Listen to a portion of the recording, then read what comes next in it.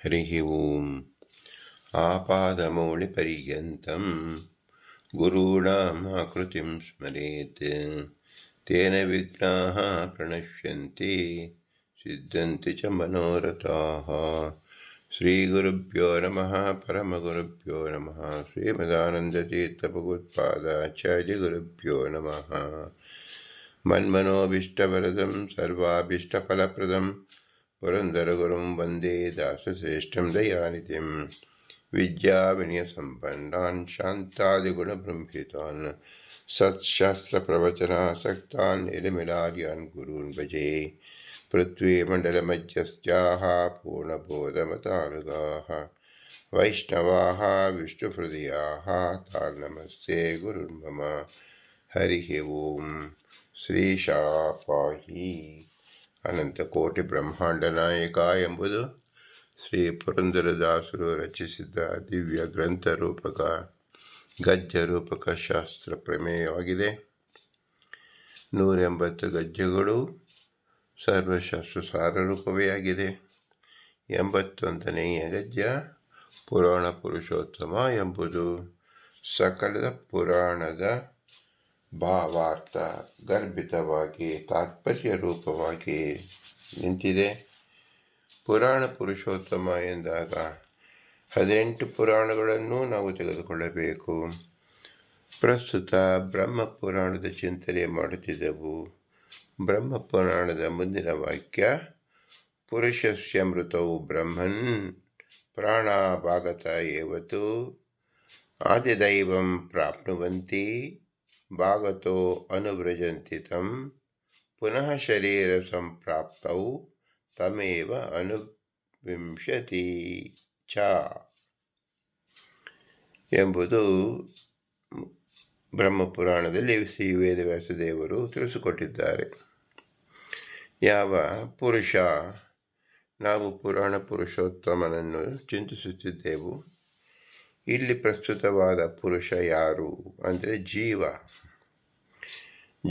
ಪುರುಷ. ಹೇಗೆ ಅಂದರೆ ಪುರದಲ್ಲಿ ವಾಸ ಮಾಡತಕ್ಕಂಥವನು ಪುರುಷ ಎಂದು ಹೆಸರು. ಪುರ ಅಂದರೆ ದೇಹದೊಳಗೆ, ಶರೀರದೊಳಗೆ ವಾಸ ಮಾಡತಕ್ಕಂಥವನು ಅಂತ ಅರ್ಥ.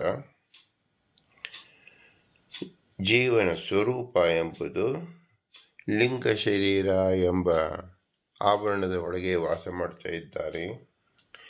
ಲಿಂಗ ಶರೀರವು ಪಂಚಭೂತಾತ್ಮಕ ಶರೀರದಿಂದ ಆವರಣ ರೂಪವಾಗಿ ಇರುತ್ತದೆ.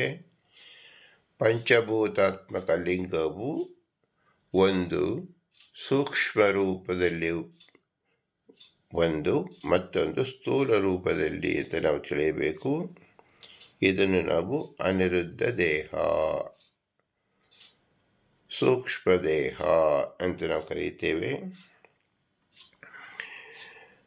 ಪುರುಷಸ್ಯ ಮೃತೌ ಬ್ರಹ್ಮನ್ ಪ್ರಾಣ ಭಾಗತ ಏವತು. ಜೀವ ಸ್ವರೂಪ, ಅದರ ಮೇಲೆ ಆವರಣ ರೂಪವಾಗಿ ಲಿಂಗ ಶರೀರ, ಅನಾದಿ ಕಾಮಕರ್ಮ ನಿಮಿತ್ತ ಪ್ರಕೃತಿ ದಶೆಯಿಂದ ಉಂಟಾದಿದೆ. ಪ್ರಕೃತಿಯಿಂದಲೇ ಮಹತ್ತತ್ವ, ಅಹಂಕಾರತತ್ವ, ತೇಜಸ್ತತ್ವ ಎಂಬುದು ಹುಟ್ಟಿದೆ. ತೇಜಸ್ತತ್ವದಿಂದ ದೇವತೆಗಳಿಗೆ ತನುವಾದ ಶರೀರ ರೂಪವಾದ ಗುಣಗಳು ವ್ಯಕ್ತವಾಗಿದೆ. ಎಲ್ಲ ಶರೀರದಲ್ಲಿ ಅಂದರೆ ಯಾವ ಜೀವನ ಆವರಣ ರೂಪವಾಗಿ ಎಲ್ಲ ಶರೀರದಲ್ಲೂ ಸಹ ಮಹತ್ತತ್ವ ಎಂಬುದು ಖಂಡಿತವಾಗಿಯೂ ಇರುತ್ತದೆ. ಅಹಂಕಾರ ತತ್ವವೂ ಇರುತ್ತದೆ. ಅದರಂತೆ ತೇಜಸ್ತತ್ವವೂ ಇರುತ್ತದೆ. ಸಕಲ ಜೀವರು ಸಾಧನಾವಸ್ಥೆಯಲ್ಲಿ, ಸಂಸಾರಾವಸ್ಥೆಯಲ್ಲಿ ಹುಟ್ಟು ಸಾವು ಎಂಬುದು ಅನೇಕ ಬಾರಿ, ಸಹಸ್ರ ಲಕ್ಷ ಕೋಟ್ಯಾಂತರ ಬಾರಿ ಒದಗಿ ಬರುತ್ತದೆ. ಇದು ಅವರ ಅನಾದಿ ಕಾಮ ಕರ್ಮದ ರೀತ್ಯ ಬರತಕ್ಕಂಥ ಫಲ. ಇಷ್ಟು ಸಾರಿ ಶರೀರ, ಹೊರಗಿನ ಶರೀರ, ಪಂಚಭೌತಿಕ ಶರೀರ ಬಂದಾಗ ಸೂಕ್ಷ್ಮ ಶರೀರದಲ್ಲಿರ್ತಕ್ಕಂಥ ದೇವತೆಗಳು ಸೂಕ್ಷ್ಮ ಶರೀರದಲ್ಲೇ ಉಳಿದುಕೊಂಡಿರ್ತಾರೆ ಅಭಿಮಾನ ರೂಪದಿಂದ.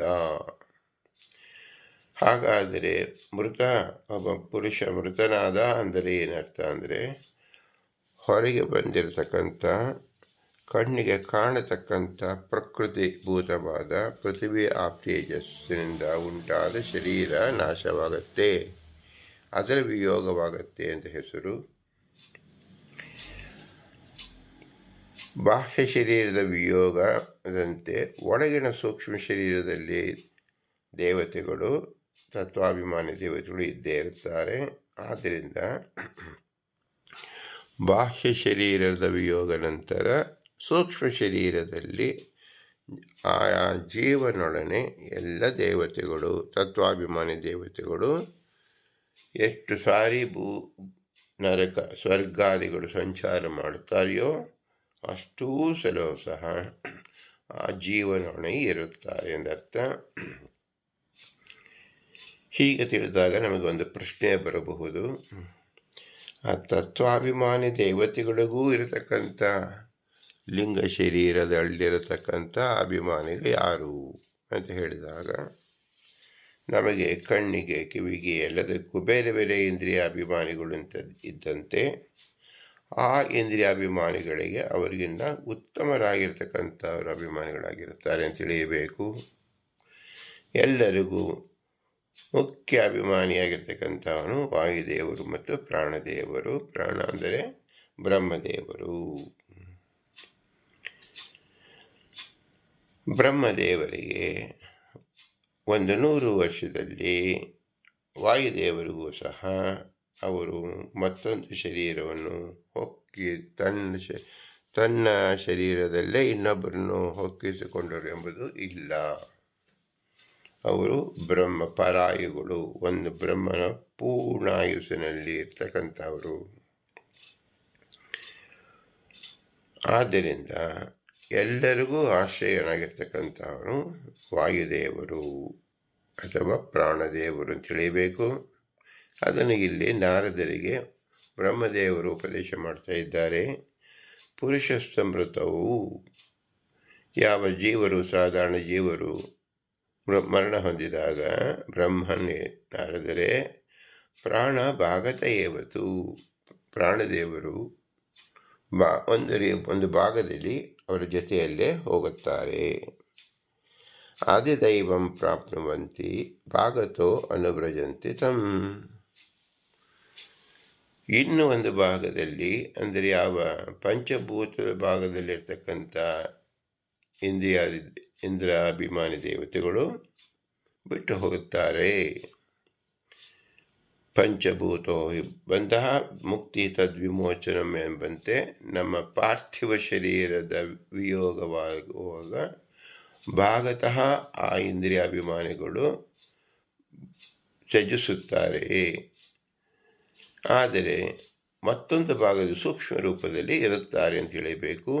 ಪುನಃ ಶರೀರ ಸಂಪ್ರಾಪ್ತವು ತಮೇವ ಅನುವಿಂಶತಿ ಚ. ಅನುವಿಂಶತಿ ಎಂದು ಹೇಳಿದ್ದಾರೆ ನೋಡಿ.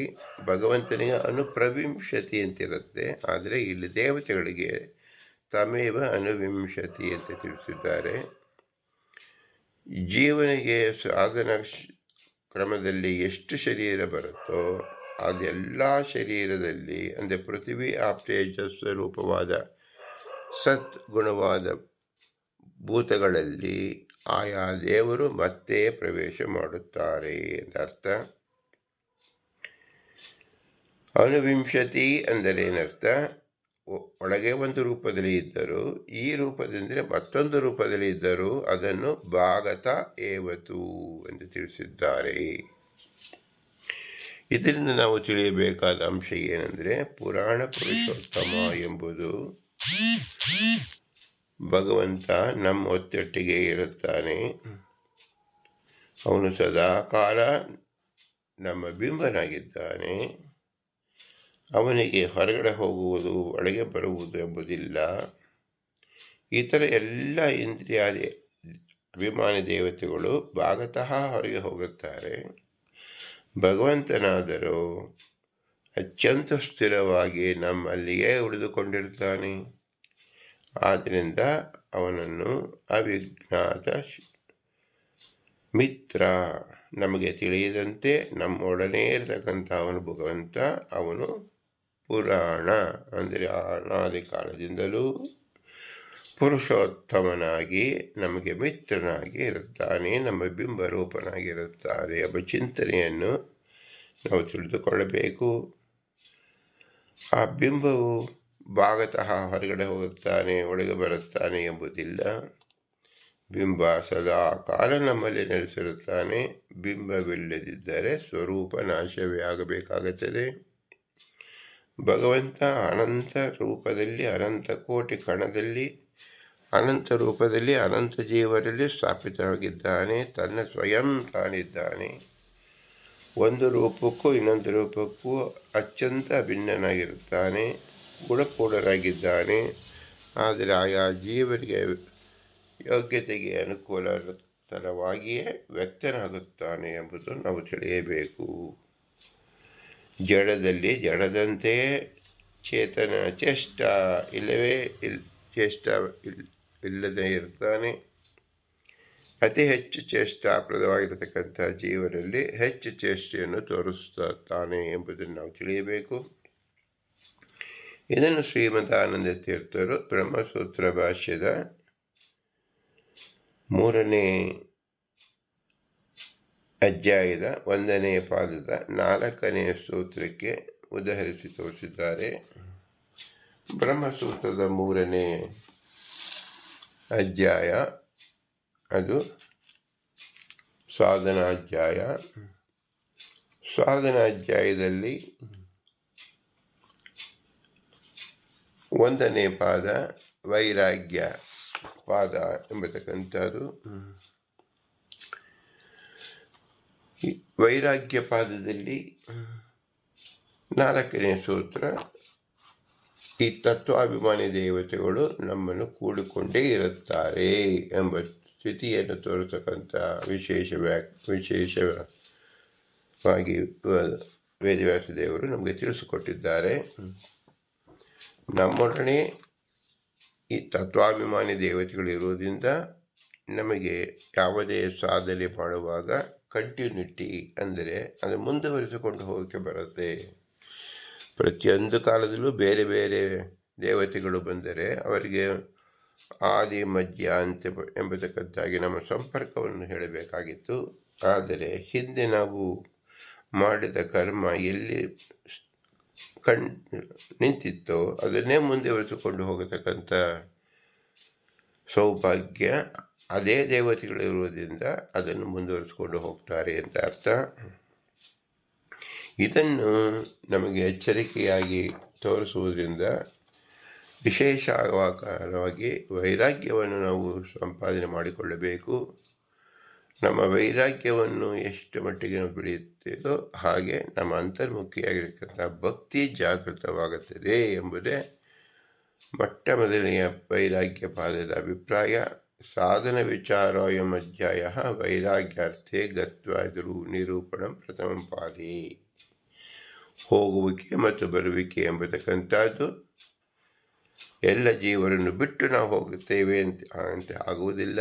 ಎಲ್ಲ ಜೀವರಲ್ಲಿ ಎಲ್ಲ ತತ್ವಾಭಿಮಾನಿ ದೇವತೆಗಳು ಭಾಗತಃ ನೆಲೆಸಿರಿಯೇ ಇರುತ್ತಾರೆ.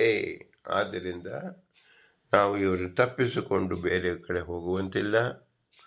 ಅಂದರೆ ನಮ್ಮ ಸಾಧನೆ ಕುಂಠಿತವಾಗೋ ಹಾಗಿಲ್ಲ, ಅದನ್ನು ಮುಂದುವರಿಸಿಕೊಂಡು ಹೋಗಬಹುದು. ಆದ್ದರಿಂದ ಪ್ರತಿ ಜೀವಮಾನದಲ್ಲಿ ಮಾಡತಕ್ಕಂಥ ಪ್ರತಿಯೊಂದು ಸಾಧನವು ನಮಗೆ ಉಪಯುಕ್ತವೇ ಆಗಿದೆ, ಫಲಪ್ರದವೇ ಆಗಿದೆ, ಮೋಕ್ಷದ ದಾರಿಯನ್ನು ತೋರಿಸತಕ್ಕಂಥ ದಿವ್ಯ ಜ್ಯೋತಿಯಾಗಿದೆ.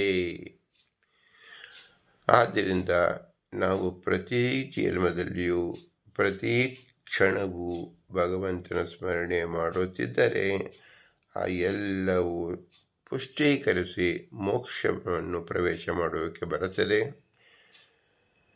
ಹೆಚ್ಚಿನ ವೈರಾಗ್ಯ ನಮಗೆ ಬಂದಾಗ ಹೆಚ್ಚಿನ ಭಕ್ತಿಯ ಪ್ರಕಟವಾಗಿ ಸ್ವರೂಪಾನಂದ ಆವಿರ್ಭಾವ ರೂಪ ಮೋಕ್ಷವನ್ನು ನಾವು ಪಡೆಯಲು ಸಾಧ್ಯವಾಗುತ್ತದೆ. ನಮ್ಮ ಅನಾದಿ ಕಾಮಕರ್ಮಗಳನ್ನು ನಿವಾರಣೆ ಮಾಡಿಕೊಳ್ಳುವುದೇ ನಮಗೆ ಸಾಧನೆ ಅಂತ ಹೆಸರು. ಅದನ್ನು ಗುರುತಿಸಿಕೊಳ್ಳುವುದಕ್ಕೆ ನಮಗೆ ವೈರಾಗ್ಯ ಬೇಕು, ಅದಕ್ಕೆ ಶಕ್ತಿ ಬೇಕು, ಭಕ್ತಿ ಬೇಕು ಮತ್ತು ಜ್ಞಾನ ಬೇಕು. ಆ ಮೂರನ್ನು ಸಹ ಇಲ್ಲಿ ವೈರಾಗ್ಯ, ಭಕ್ತಿ ಮತ್ತು ಜ್ಞಾನ ಎಂಬುದರಿಂದಾಗಿ ಈ ಅಧ್ಯಾಯದಲ್ಲಿ ಶ್ರೀ ವೇದವ್ಯಾಸದೇವರು ನಮಗೆ ಕ್ರಮವಾಗಿ ಬೋಧಿಸುತ್ತಿದ್ದಾರೆ. 4ನೇ ಅಧಿಕರಣ ಎಂಬುದಕ್ಕಂಥ ಅಜ್ಞಾದ್ಯಾಧಿಕರಣ ಎಂಬುದು. ಇಲ್ಲಿ ಪೀಠಿಕೆ ಏನಂದರೆ ಇಂದ್ರಿಯಗಳಿಗೆ ಜೀವನದಿಂದ ಕೂಡಿಕೊಂಡು ಗತಿ ಸಮರ್ಥಿಸಲ್ಪಡುತ್ತೆ. ಓಂ ಅಜ್ಞಾದಿಗತಿ ಶ್ರುತೇ ಇತಿ ಚೇನ್ನ ಭಾಕ್ತತ್ವಾತ್. ಓಂ ಇದರರ್ಥ ಯತ್ರ ಅಸ್ಯ ಪುರುಷಸ್ಯ ಮೃತೌ ಅಗ್ನಿ ವಾಗ್ಯ ಅಪ್ಯೇತಿ ವಾತಂ ಪ್ರಾಣಃ ಎಂದು ಬೃಹದಾರಣ್ಯಕ ಉಪನಿಷತ್ತಿನಲ್ಲಿ ತಿಳಿಸಲ್ಪಟ್ಟಿದೆ. ಇಚ್ಛಾದಿಶ್ರುತೆ ನ ಪ್ರಾಣಾನಾಂ ಜೀವೇನ ಸಹಗತಿ ಇತಿ ಚೇನ್ನ ಭಾಗತೋ ಅಜ್ಞಾದಿ ಪ್ರಾಪ್ತೆ. ಇಂದ್ರಿಯಗಳಿಗೆ ಜೀವನದಿಂದ ಕೂಡಿಕೊಂಡು ಗಮನವಿಲ್ಲ. ಯಾವಾಗ ಮರಣಕಾಲದಲ್ಲಿ ಸಾಯತಕ್ಕ ಜೀವನ ಸಂಬಂಧಿಯಾದ ವಾಗೇಂದ್ರಿಯವು ಅಗ್ನಿಯನ್ನು ಹೊಂದುತ್ತದೋ, ವಾಯುವನ್ನು ಶ್ವಾಸಾದಿರೂಪವಾದ ಎಡವಾಯು ತದಭಿಮಾನಿಯಾದ ಮುಖ್ಯ ಪ್ರಾಣನು ಕೂಡ ಹೊಂದುತ್ತಾನೋ, ಶ್ರೋತೇಂದ್ರಿಯ ದಿಗ್ದೇವತೆಯನ್ನು ಹೊಂದುತ್ತದೋ, ಇಚ್ಛಾದಿ ಶ್ರುತಿಯಿಂದ ಯಾಜ್ಞವಲ್ಕರನ ಕುರಿತು ಅರ್ಥಭಾಗನ ಪ್ರಶ್ನ ರೂಪದಿಂದ ಮೃತ ಪುರುಷ ಸಂಬಂಧಿಗಳಾದ ಇಂದ್ರಿಯಾದಿಗಳಿಗೆ ಅಜ್ಞಾದಿಗತಿ ಶ್ರುತೆ ಅಜ್ಞಾದಿ ದೇವತೆಯನ್ನು ಕುರಿತು ಗಮನವನ್ನು ಹೇಳಿದ್ದರಿಂದ ಇಂದ್ರಿಯಗಳಿಗೆ ಜೀವನದಿಂದ ಕೂಡಿಕೊಂಡು ಗಮನ ಇಲ್ಲ. ಅಂದರೆ ತಥಾಚ ಇಂದ್ರಿಯಗಳಿಗೆ ಜೀವನದಿಂದ ಕೂಡಿಕೊಂಡು ಗಮನವಿಲ್ಲವಾದರೆ ಪೃಥ್ವಿಯಾದಿ ಭೂತಗಳಿಗೂ ಗಮನವಿಲ್ಲದಿರುವುದರಿಂದ ಮರಣವೇ ಮೋಕ್ಷ ಎಂದಾಗಬೇಕು. ಹಾಗಾದರೆ ಹಾಗೆ ಹೇಳಕೂಡದು. ಅಂದರೆ ಈ ಶ್ರುತಿ ಬಲದಿಂದ ಇಂದ್ರಿಯಗಳಿಗೆ ಜೀವನದಿಂದ ಕೂಡಿಕೊಂಡು ಗತಿ ಇಲ್ಲವೆಂದು ಹೇಳಿಕೊಳ್ಳುವುದು. ಭಾಕ್ತತ್ವಾತ್ ಅಂದರೆ ಭಾಗತಃ ಪ್ರಾಪ್ತಿ ವಿಷಯತ್ವ ಇದ್ದುದರಿಂದ ಇಂದ್ರಿಯಗಳಿಗೆ ಭಾಗದಿಂದಲೇ ಅಜ್ಞಾದಿಗಳನ್ನು ಕುರಿತು ಪ್ರಾಪ್ತಿ ಇದ್ದರಿಂದ ಭಾಗದಿಂದ ಜೀವನ ಅನುಸರಿಸಿ ಹೋಗುವಿಕೆ ಇದೆ. ಇದರರ್ಥ ಏನು? ಶ್ರೀಹರಿಗೂ ತತ್ವಾಭಿಮಾನಿ ದೇವತೆಗಳಿಗೂ ಒಂದಂಶದಿಂದ ಜೀವನನ್ನು ಬಿಟ್ಟು ತಮ್ಮ ತಮ್ಮ ಮೂಲ ರೂಪ ಪ್ರಾಪ್ತಿಯಿದೆ. ಅವಾಂತರದಿಂದ ಜೀವನೊಟ್ಟಿಗೆ ಹೋಗುವಿಕೆ. ಮ್ರಿಯಮಾಣಮಿದಂ ಜೀವಂ ವಾಸುದೇವಾದ ದೇವತಃ ತ್ಯಕ್ತ ಭಾಗೇನ ಗಚ್ಚಂತಿ ಭಾಗತೋ ಅನುವ್ರಜಂತಿ ತಮ್ ಎಂದು ಹೇಳಿದೆ. ಇದರ ಅರ್ಥದಿಂದ ನಾವು ಏನು ತಿಳ್ಕೋಬೇಕು? ತತ್ವಾಭಿಮಾನಿ ದೇವತೆಗಳಿಗೆ ಅವರು ಪ್ರಕಾಶತಃ ವ್ಯಾಪ್ತಿ ಇರೋದ್ರಿಂದ ಅವರು ಅನಂತ ಜೀವರಲ್ಲಿ ತಮ್ಮ ಸಾಧನ ಕಾಲದಲ್ಲಿ ಎಲ್ಲರನ್ನೂ ವ್ಯಾಪಿಸಿ ಇರುತ್ತಾರೆ ಎಂದರ್ಥ. ವ್ಯಾಪಿಸಿ ಇರುವುದರಿಂದ ಅದನ್ನು ಒಂದು ಭಾಗದಲ್ಲಿ ದೇವತೆಗಳು ಇದ್ದು ತಮ್ಮ ಭಗವಂತ ನಿಯತವಾದ ಕರ್ಮವನ್ನು ಮಾಡುತ್ತಾರೆ. ಅಂದರೆ ಇದು ಜೀವನಲ್ಲಿ ಮಾಡಿಸುತ್ತಾರೆ ಎಂದರ್ಥ. ಇದನ್ನು ಶ್ರೀಮದಾನಂದ ಭಾಷ್ಯ ರೂಪದಲ್ಲಿ ಬ್ರಹ್ಮಪುರಾಣದ ವಾಕ್ಯವನ್ನೇ ತೋರಿಸಿ ಹೇಳುತ್ತಾ ಇದ್ದಾರೆ. ಪುರುಷ ಸಮೃತೋ ಬ್ರಹ್ಮನ್ ಪ್ರಾಣ ಭಾಗತ ಏವತು ಆದಿದೈವಂ ಪ್ರಾಪ್ನುವಂತಿ ಭಾಗತೋ ಅನುವ್ರಜಂತಿ ತಂ ಪುನಃ ಶರೀರ ಸಂಪ್ರಾಪ್ತೋ ತಮೇವ ಅನುವಿಂಶತಿ ಚ ಇತಿ ಬ್ರಾಹ್ಮಿ. ಜೀವನಿಗೆ ಮೃತಿಯಾಗುವಾಗ ಜ್ಞಾನವೃದ್ಧಿಯಾದ ನಾರದನೇ ಚಕ್ಷುರಾದಿ ಇಂದ್ರಿಯಗಳಿಗೂ ತದ ಅಭಿಮಾನಿ ದೇವತೆಗಳಿಗೂ ಅಜ್ಞಾದಿ ದೇವತೆಯ ಕುರಿತು ಒಂದು ಭಾಗದಿಂದಲೇ ಹೊಂದುತ್ತಾರೆ, ಒಂದು ಅಂಶದಿಂದ ಮೃತ ಪುರುಷನ ಅನುಸರಿಸಿ ಹೋಗುತ್ತಾರೆ. ಅದರರ್ಥ ಪ್ರತಿ ಮರಣದಲ್ಲಿ ಇಂದ್ರಿಯ ಭಾಗ ಹೋದರೆ ಕಾಲತಃ ಸರ್ವಭಾಗಕ್ಕೂ ಅಪಗಮವಾಗಿ ಜೀವನೊಟ್ಟಿಗೆ ಇಂದ್ರಿಯ ಭಾಗವು ಹೋಗುವುದಿಲ್ಲವೆಂದು ಆಗಬೇಕಾಗುತ್ತದೆ. ತಥಾಚ ಸರ್ವಭೂತಗಳಿಗೂ ಗಮನವಿಲ್ಲ ಎಂದು ಆಗಬೇಕಾಗುವುದು. ಎಂದರೆ ಸ್ವರ್ಗಾದಿ ಭೋಗಾನಂತರದಲ್ಲಿ ಭೂಲೋಕವನ್ನು ಹೊಂದಿದವನಿಗೆ ಶರೀರಾಂತರ ಪ್ರಾಪ್ತಿಯಾಗುವಾಗ ಆ ಜೀವನನ್ನೇ ಅನುಸರಿಸಿ ಅವನಿಂದ ಕೂಡಿಕೊಂಡು ಶರೀರಾಂತರವನ್ನು ಪ್ರವೇಶ ಮಾಡುತ್ತಾರೆ ಎಂದರ್ಥ. ಇದು ಬ್ರಹ್ಮಪುರಾಣದಲ್ಲಿ ನಾರದನ ಕುರಿತು ಚತುರ್ಮುಖನ ವಚನವಿದೆ. ಆದ ಕಾರಣ ಕಾಲತಃ ಸರ್ವ ಇಂದ್ರಿಯಗಳಿಗೂ ನಿವೃತ್ತಿಯಾಗಬೇಕಾಗುವುದು ಎನ್ನುವ ಶಂಕೆ ಆಗಿ ಅವಕಾಶವಿಲ್ಲ. ಗತ್ವಾ ಭಾಗೇರಪಿ ಪುನಃ ವಿಶೇಷ ಭೋಗಸಿದ್ಧಿಯೇ ಭೋಗ್ಯಲೋಕಮಾನು ಪ್ರಾಪ್ತಂ ಎಂದು ಉಕ್ತವಾಗಿದೆ. ಭಾಗತಃ ಅಂದರೆ ಅಜ್ಞಾದಿಗಳನ್ನು ಕುರಿತು ಹೋಗತಕ್ಕ ಇಂದ್ರಿಯಗಳಿಂದ ಕೂಡಿಕೊಂಡು ಪಂಚಭೂತಗಳ ಕಥೆಯೂ ಇದೆಯೋ ಇಲ್ಲವೋ ಅಂದರೆ ಜೀವನದಿಂದ ಕೂಡಿಕೊಂಡು ಗಮನ ಇಲ್ಲ, ಗತಿ ಇಲ್ಲವಾದರೆ ಪ್ರಾಣಗಳಿಂದ ವ್ಯಾಪ್ತಿ ಹೇಗೆ ಅಂದರೆ ಬ್ರಹ್ಮಾಂಡ ಪುರಾಣದಲ್ಲಿ ಅದರ ವಿಶೇಷ ಆಕಾರ ತಿಳಿಸ್ಕೊಡ್ತಾ ಇದ್ದಾನೆ. ಮೃತಿಕಾಲೇ ಜಹೇತ್ಯೇನಂ ಪ್ರಾಣಭೂತಾನಿ ಪಂಚಚ ಭಾಗತೋ ಅಭಾಗತಶ್ಚೇನ ಅನುಗಚ್ಚಂತೆ ಸರ್ವಶಃ. ಮರಣಕಾಲದಲ್ಲಿ ಇಂದ್ರಿಯಗಳು ಪಂಚಭೂತಗಳು ಕೂಡ ಈ ಜೀವನ ಒಂದು ಅಂಶದಿಂದ ಬಿಡುತ್ತದೆ. ಪೃಥಿವ್ಯಾದ ಎಲ್ಲ ಭೂತಗಳು ಇಂದ್ರಿಯಗಳು ಪುನಃ ಶರೀರಾಂತರ ಪ್ರಾಪ್ತಿಯಾಗುವಾಗ ಆ ಭಾಗದಿಂದಲೇ ಈ ಜೀವನ ಪ್ರವೇಶ ಮಾಡುತ್ತದೆ ಎಂದು ಬ್ರಹ್ಮಾಂಡ ಪುರಾಣದಲ್ಲಿ ತಿಳಿಸಿದೆ. ತಥಾಚ ಭೂತ ವಿನಿವೃತ್ತಿ ಎಂದರೆ ಅಜ್ಞಾದಿಗಳ ಮೂಲ ರೂಪವನ್ನು ಕುರಿತು ಹೋಗತಕ್ಕ ಇಂದ್ರಿಯ ಭಾಗಗಳಿಂದ ಕೂಡಿ ಭಾಗತಃ ಪೃಥಿವ್ಯಾದ ಭೂತಗಳಿಗೇನೆ ಗಮನವು ಸಂಪೂರ್ಣವಾಗಿ ಅಲ್ಲ. ಭೂತ ಸಂಪ್ರಯೋಗ ಅಂದರೆ ಭೂತಗಳಿಂದ ಕೂಡಿಕೊಂಡು ಅವರ ಶರೀರದಲ್ಲಿ ಪ್ರವೇಶವೇ ಆಗುತ್ತದೆ ಎಂದರ್ಥ. ಒಟ್ಟಿನಲ್ಲಿ ಇದರ ಅಧಿಕರಣದ ಸಾರಾಂಶ ಏನು? ಇಂದ್ರಿಯಗಳು ಜೀವರೊಟ್ಟಿಗೆ ಹೋಗೋದಿಲ್ಲವೋ ಹೋಗುತ್ತದೋ ಎಂಬ ಸಂಶಯ ಇದ್ದರೆ ಯತ್ರಾಸ ಪುರುಷಸ್ಯ ಇತ್ಯಾದಿಗಳಿಂದ ವಾಗೇಂದ್ರಿಯಗಳಿಗೆ ಅಜ್ಞಾದಿ ದೇವತೆಗಳನ್ನು ಕುರಿತು ಗತಿಯು ಶ್ರುತವಾದ್ದರಿಂದ ಜೀವನದಿಂದ ಕೂಡಿ ಗಮನವಿಲ್ಲ, ಅಂದರೆ ಒಂದು ಅಂಶದಿಂದ ಜೀವನದಿಂದ ಕೂಡಿಕೊಂಡು ಹೋಗುತ್ತದೆ, ಭಾಗಾಂತರದಿಂದ ದೇವತೆಯನ್ನು ಹೊಂದುತ್ತದೆ ಎನ್ನುವುದಕ್ಕೆ ಕಲ್ಪಕವಿಲ್ಲ. ಪ್ರತಿ ಮರಣದಲ್ಲಿಯೂ ಭಾಗಗಳು ಹೋದರೆ ಕಾಲತಃ ಸರ್ವ ಭಾಗಗಳು ಹೋಗಬೇಕಾಗುವುದರಿಂದ ಇಂದ್ರಿಯಗಳಿಗೆ ಅಜ್ಞಾದೇವತೆ ಕುರಿತು ಗಮನವಾಗುವಾಗ ಭೂತಗಳಿಗೆ ಆ ದೇವತೆಗಳಿಂದ ಕೂಡಿಕೊಂಡು ಗಮನವಾಗುವಾಗ ಜೀವನದಿಂದ ಕೂಡಿ ಗಮನವು ಇಲ್ಲದಿರುವುದರಿಂದ ಇಂದ್ರಿಯಗಳು ಜೀವನದಿಂದ ಕೂಡಿ ಹೋಗತಕ್ಕವುಗಳಲ್ಲ. ಆದ ಕಾರಣ ಸಾಧನಗಳನ್ನು ಅನುಷ್ಠಾನ ಮಾಡಬೇಕಾಗಿಲ್ಲ ಎಂದು ಪೂರ್ವಪಕ್ಷ ಬಂದರೆ ಪುರುಷ ಸಮೃತವು ಬ್ರಹ್ಮನ್ ಎನ್ನುವ ಸ್ಮೃತಿಯಲ್ಲಿ ಇಂದ್ರಿಯಗಳಿಗೆ ಭಾಗದಿಂದಲೇ ಗತಿಯನ್ನು ಹೇಳಿದ್ರಿಂದ ಅಜ್ಞಾತ ಶ್ರುತಿ ತತ್ಪರವಾಗಿದೆ. ಆ ಸ್ಮೃತಿಯಿಂದಲೇ ಮರಣದಲ್ಲಿ ವಿಯುಕ್ತ ಭಾಗಗಳಿಗೂ ಜೀವರಿಗೆ ದೇಹಾಂತರ ಪ್ರಾಪ್ತಿಯಾಗುವಾಗ ಪುನಃ ಪ್ರವೇಶವನ್ನು ಹೇಳಿದ್ದರಿಂದ ಕಾಲತಃ ಸರ್ವಭಾಗಕ್ಕೆ ಅಪಗಮವಿಲ್ಲ. ಜೀವರಿಗೆ ಮೃತಿಕಾಲದಲ್ಲಿ ಇಂದ್ರಿಯಗಳಿಗೆ ಭಾಗತಃ ಎರಡು ಕಡೆಗೂ ಗಮನವಾಗುವಾಗ ಪಂಚಭೂತಗಳಿಗೂ ಭಾಗತಃ ಉಭಯತ್ರ ಗಮನವು ಮೃತಿಕಾಲೇ ಜಹೇತ್ಯೇನಂ ಎನ್ನುವ ಸ್ಮೃತಿ ಸಿದ್ಧವಾದ್ದರಿಂದ ಇಂದ್ರಿಯಗಳಿಗೂ ಪಂಚಭೂತಗಳು ಜೀವರಿಂದ ಕೂಡಿಯೇ ಹೋಗುತ್ತದೆ. ಆದ ಕಾರಣ ಸಾಧನೆಗಳನ್ನು ಅನುಷ್ಠಾನ ಮಾಡಬೇಕು. ನಾವು ದೇವತೆಗಳಿಂದ ಮುಕ್ತರಾಗಿಬಿಟ್ಟಿದ್ದೇವೆ, ಜೀವನೊಬ್ಬನೇ ಇದ್ದಾನೆ, ಇವರು ಮಾಡತಕ್ಕಂಥ ಕರ್ಮಾದಿಗಳನ್ನು ಯಾರು ಲೆಕ್ಕ ಇಡುವುದಿಲ್ಲ ಅಂತ ಹೇಳಬೇಡಿ.